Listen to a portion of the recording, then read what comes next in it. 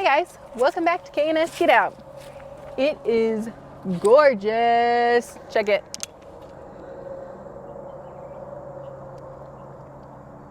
It's an absolutely beautiful evening. Yeah, it is. No, this is the most ideal weather because everything's still green. It's not like we're waiting springtime for it to come in. It's just, we talk about this way too much. That's our life. We live outside. That's true.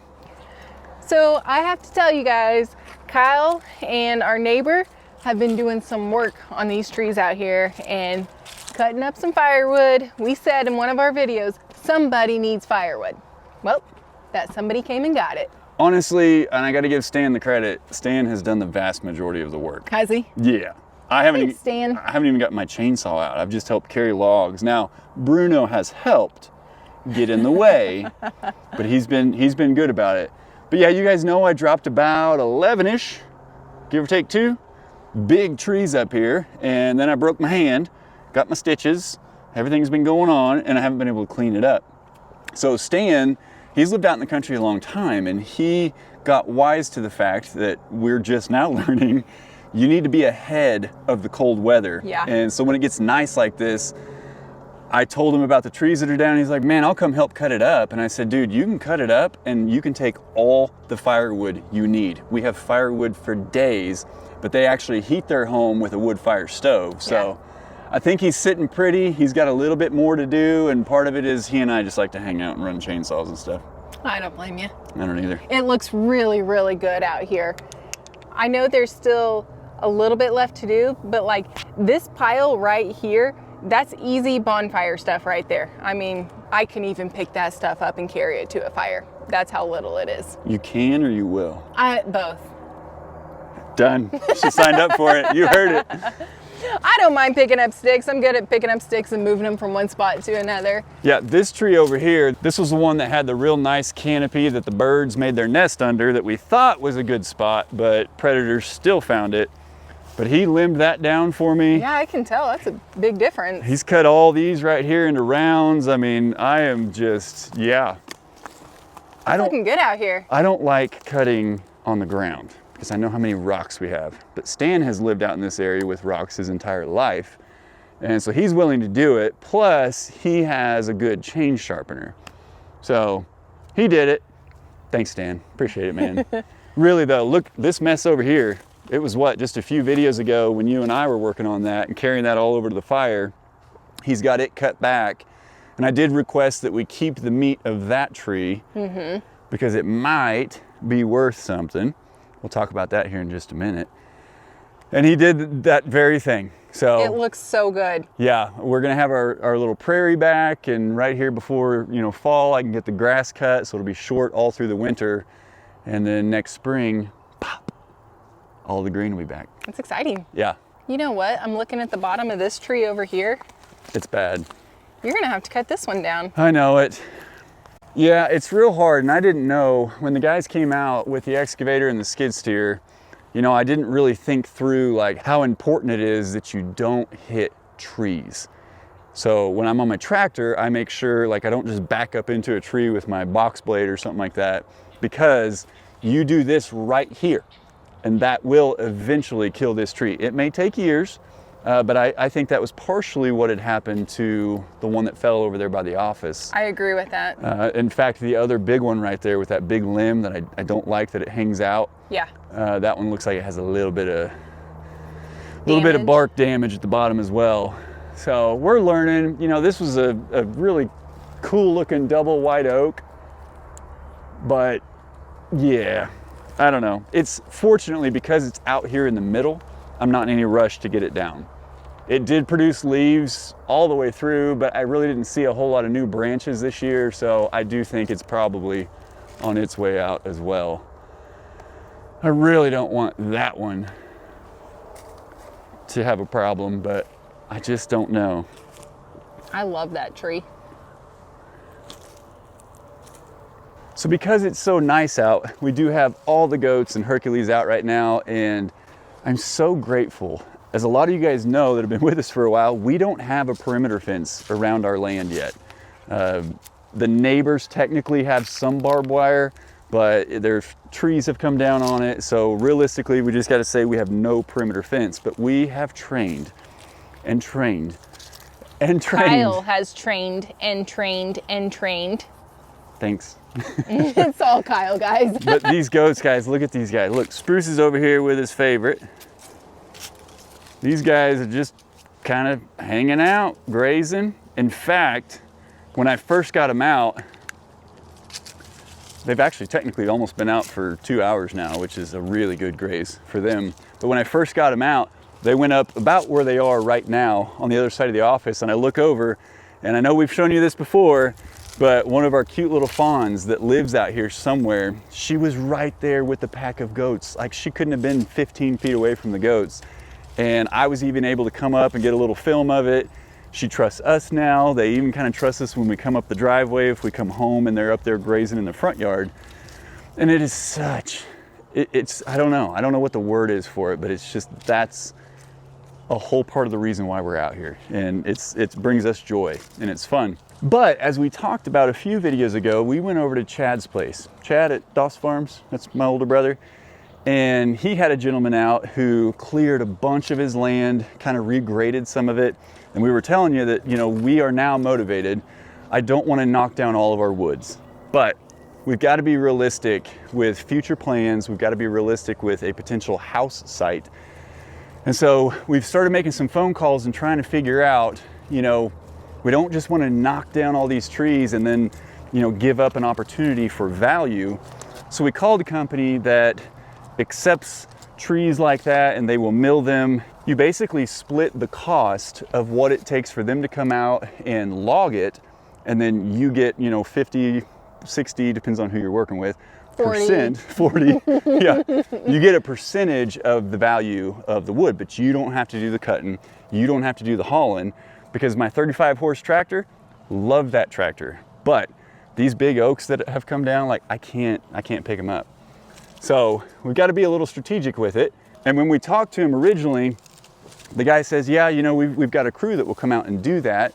And he said, but technically that's not us, it's a different company. He said, you need a logger. And I was like, that's not really what we're looking to do, but went ahead and sent him out. Very nice gentleman who's been doing it for 40 years. 40 plus years, very smart. And so he's been working with them a long time. And this guy, like, he sees a tree, he don't have to look at it for more than a second and a half. He knows exactly what it is. He knows exactly how old it is. So it was an honor to have him out. He was very respectful, but this land was logged before we bought it. We just didn't really know when. We see a lot of the scraps back here. We got a ravine back here. You know, they only take the bottom meat of it and then they leave the rest of it behind. So we knew it had been logged, but he looked at one of the stumps. He goes, yeah, that's one of the stumps right there. That's one right there. And I said, yeah, we don't know exactly how long it's been. And immediately he says 15 years. Didn't give me a range. He knew. But he did walk around with us, and basically what's left out here, they can't justify the cost to roll their equipment. They've got big, huge, like semi-flatbed trailers, and you'll have like a crane thing on it that picks up the wood, puts it in, and they haul it off. And they've got to make it worth their time. And basically the gist of that story, it wasn't worth his time to roll the equipment out here. So I felt a little bad, but he was like, hey, this happens 2 out of 3 visits that I make, so. And Kyle did ask him about how long it would take before they would be able to come out and log again. And he said 10 years. So it must take about 25 years for the trees to get big enough. Maybe more, I don't know. Well, it's the thing is, we've got, you know, you guys know, we've got, what, 6 massive oaks right up here. A couple of them white oaks, a couple of them pin oaks, and they're beautiful trees, and we love them. And the cool thing about this guy was, you know, he knows that we appreciate that. He's a forester. He appreciates big trees and things too. And so we don't want them to come out and cut every big valuable tree out here, but we had to learn. So it was a good time with him. We just decided to kind of part ways and find a different company. Look at the birds just hanging out with all the goats. All the goats and us. Well, that's it. Whoa!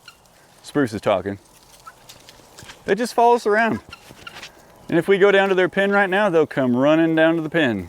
And Mr. Hercules even. He's just got free range. He doesn't have an e-collar. We don't have it. Yeah, but that's what consistent training will get you. It does take a lot of time. You got to invest a lot of time. And there are some very stressful moments, but I love this crew.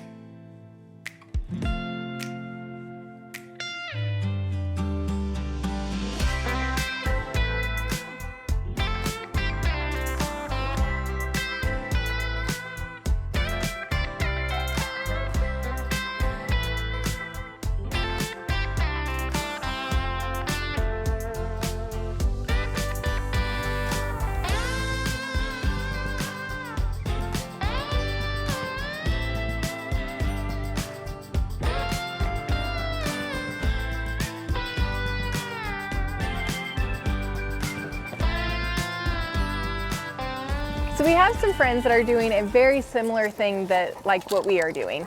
And they had to clear a lot more land than we did for their build site. And so they gave us the name of a gentleman that's not too far from us. And I called him today, and he will actually buy logs. Like, he doesn't necessarily do the whole logging because he doesn't have anybody to come out and cut them down. I said, oh, my husband can cut them down, no big deal. I got that part. I just wondered if he would buy the actual logs. So all I have to do is take pictures and send them to him, and he'll tell me if they're interested or not. But he buys tons of different logs, whether they're alive, dead. He even buys some that most people won't. So that's my next step, is to walk around. There are some pretty decent sized trees in this area over here that I want to clear. And this is the area, guys, that I am thinking of for a build site. I even stood out here with the picture of the house that I want to build, held it up in this area, and I was like, Kyle, can you picture this here? So I'm trying to be forward thinking, but if we're gonna have somebody come out and bulldoze this area, I at least want to talk to this gentleman first and find out if some of these larger trees that we would need to take out, like this one right here. Oh, that one pains me. It pains me too, but I get it. But I've been thinking about house location and front yard, backyard, things like that. You guys know. So there are some big trees that I want to take pictures of, send them to them, and see if it would be worth saving them whenever we have this area bulldozed. So I'm trying to move forward, but it's all a process. And I, the impatient one, am learning there are certain steps that have to be done in certain orders, and that's what I'm trying to do. Well, and one of the cool things about this gentleman, he has a passion for what he does. We haven't been out there yet, but our friends told us they did. They had some flooring, hardwood floors made from some white oaks on their property. And they're trim. And yeah, which is stinking awesome. So not only will he purchase, for his own personal use, but he will also mill it for us because we don't have a sawmill. So if we, find certain trees, like there's a big white oak over here that I'm gonna fight tooth and nail that doesn't come down. But if it absolutely has to, once we find out from the excavator, that would be one that we would absolutely try to recycle back into a countertop or a bench of sorts in our future home, which is exactly what our friends are doing. So we're just kind of learning from Chad and other people. We just needed them to get a little further ahead so that then we could copy them. But a big part of why we came out here, we sold our little 1/4 acre lot in residential middle of the city, and we had one tree that we planted and watched grow, and we love our woods, our forest out here. But we've also got to be realistic. We don't love our camper any longer. That's not true. The camper's okay. Living in it is terrible. So we're really dreaming, trying to figure out, you know, strategizing, where's the house going to be? And we originally had other ideas, but I think to truly enjoy mosquitoes, I think to truly... I'm not going to enjoy mosquitoes, babe. You're not going to enjoy mosquitoes? No. Yeah, they're pretty bad.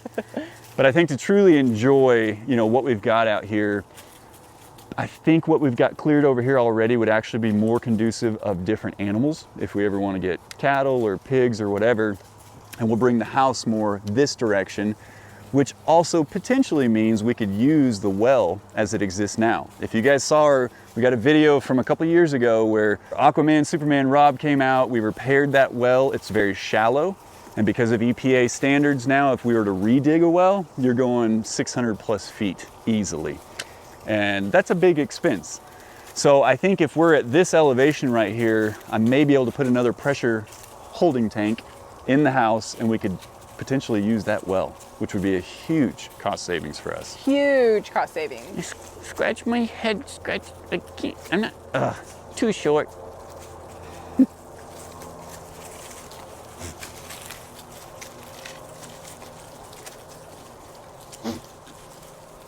So I always have to keep in mind that sometimes we have new viewers who have not been with us for a long time, but we actually had somebody who I know has been with us from the very beginning. And he even said, he's like, hey, I don't know that we've seen all of your land.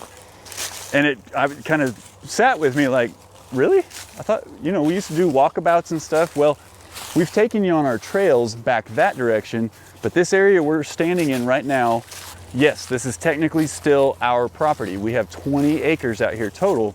So if you can see the camper and the office and everything behind me, we've got a whole nother half,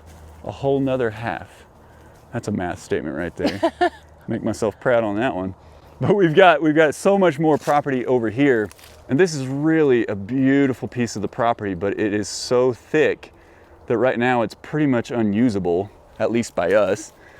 The goats like to come up here, Herc likes to come over here, but this is something that we really think, you know what, maybe we tap into this side over here. Maybe we do some of the clearing like Chad had done. Still want to save, and this one right here, this is the money. That's a white oak. White oak has a lot of value compared to most other oaks. And he's beautiful. I mean, that is a big old tree. So I don't know if the camera's gonna do it justice, but guys, this is a huge white oak. I'm about 6'4" with a 6'6" wingspan, okay? Think about that. And I love my tree. So it would take about 2 of me to get around that. And technically, as you see, it splits here. I mean, that's like 2 full trees. So yes, this would be valuable monetarily, but it is more valuable. I walked through a spider string. I saw it actually. Oh, you did? And you just let me go right through it? Well, I saw it when you hit it. I didn't see it before, sorry. Well, you go hugging trees, you wonder how a guy gets bit by ticks too. Makes pretty bad decisions sometimes. But these are the kind of trees we want to keep around shady acres. So we're hoping to stay this direction. Most of these, with the exception of the one that we looked at, I would say are less than 35 to 45 years old. We can let those go. Yeah. Yeah. But also, guys, that's the sun setting over there. Can you imagine this is our view, all nice and clear, and we get to see the sun setting from our house every single night? Yes. I can imagine it, and I have. We dream of it. I've dreamed of it, and that's what I want. So that's why we're thinking of this area for a house. We still have the privacy from the road. We still have the surrounding of the woods, but I'm dreaming, guys. I'm dreaming big. Well, we're technically still a couple hundred feet at least maybe 300 or 400 feet off of the property line over here. Yeah. So when we have him out to talk about excavating and grading for a house, you know, this is the highest point in our land, back this way about 50, 60 feet as far as elevation is concerned. And then all of it just goes downhill this way and then goes downhill back there. So I know there's a lot of experience and wisdom that he's going to bring as far as like, hey, you don't want to do this for erosion. You don't want to do that for blah, blah, blah.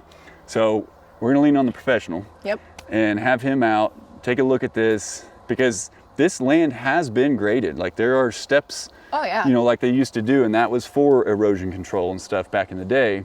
So I'll be curious to hear what he says is possible. I'm going to keep saying stuff as you start. It's okay.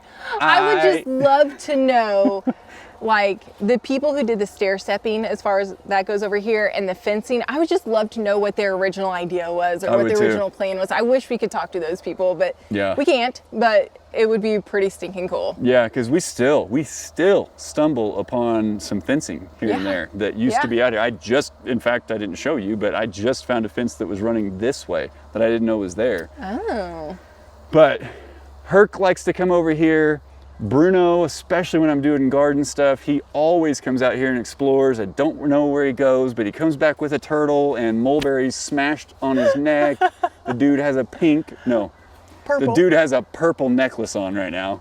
But I think they're trying to tell us something. The goats like coming over here. In fact, they're coming right now. They're coming right now. So maybe it's meant to be that we come uphill a little bit, moving up in the world. Moving on up. About 30 or 40 feet in elevation. Yep. But it is nice out here. It's super nice. So we do have, the trail technically continues over here, and I forget, I'm sure there's a video where we've taken you on it before, and I can't go the whole way because it goes too far to the front of the property, and I don't necessarily want to teach the goats and Hercules to go up there, even though I trust them. But Martin, this is just for you, my man. This is the other piece of the property that we have not talked about much. We've not shown you much. Got some big trees that was before us that were, I don't know what happened to that one, but I would assume that that was where the root ball was. Our property line, the other edge of the property is out that direction, about 250, 300 feet from where we are right now. And then we did cut this little path. I don't come and take care of this quite as much. And this is where a lot more of our evergreens are. The goats are gonna follow us in a minute. Yep. I don't know why you don't come out here and take care of the spider webs and stuff. I'm gonna walk behind you so you get them all. But this is also where a lot of our foxes and coyotes live, and raccoons. In fact, there's a den right there. I don't know if there's anything in it right now. Send Spruce to go check. But I have actually had the goats out here before, and I was on the four-wheeler up at the front of the property. They came over on this side, and I kid you not, a fairly terrifying moment, if I'm being real honest. I saw behind all of them a fox just dart, and all the goats saw it too, and they alerted, they took off. Herc came to check and see what was going on, but that fox had been spooked and it was gone. So I don't know, more trail cameras? We need about 500 trail cams out here. They're all following us. I love you guys that you just follow us wherever we go.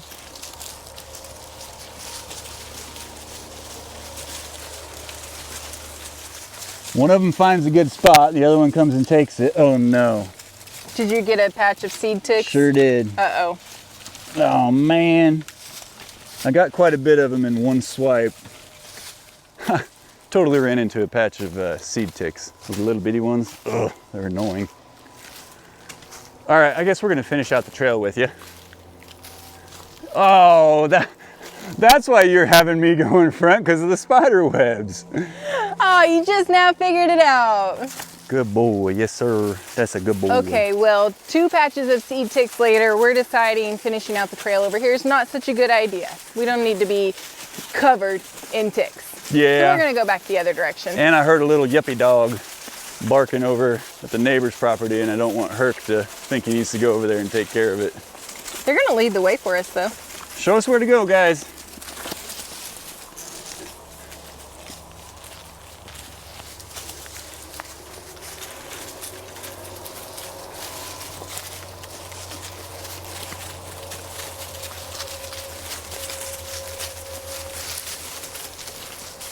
What a beautiful evening. It is.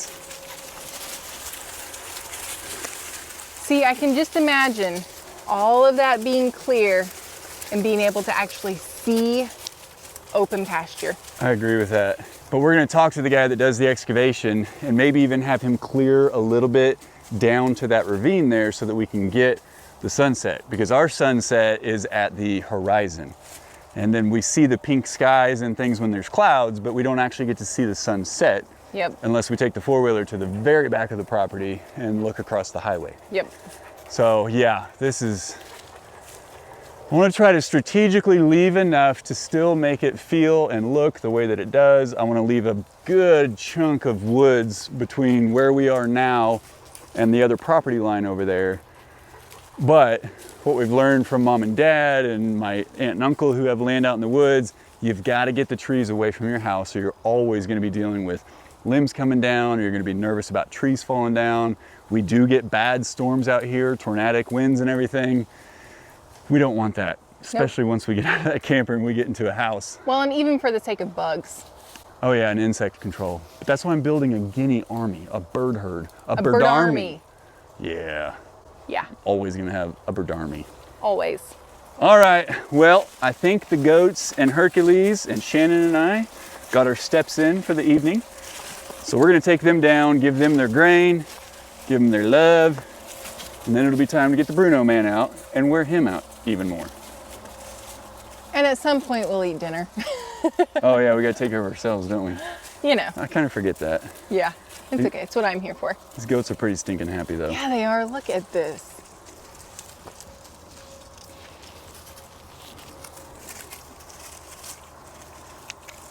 I can't even express how much I love Shady Acres. This is just my favorite place to be. Me too. With my favorite person. Well, with my favorite person. I was talking about Spruce. Oh. Just kidding. I know. Well guys, thanks for coming out here with us. If you want to see more of the land, if you guys are new here, you want to see us do a walkabout, we'll take the dogs out on the trail and show you guys the back of the land and everything. Let us know in the comments down below. Yep. We love and appreciate each and every one of you. We thank you for coming on this journey with us. And as always, guys, we'll see you in the next one. Bye.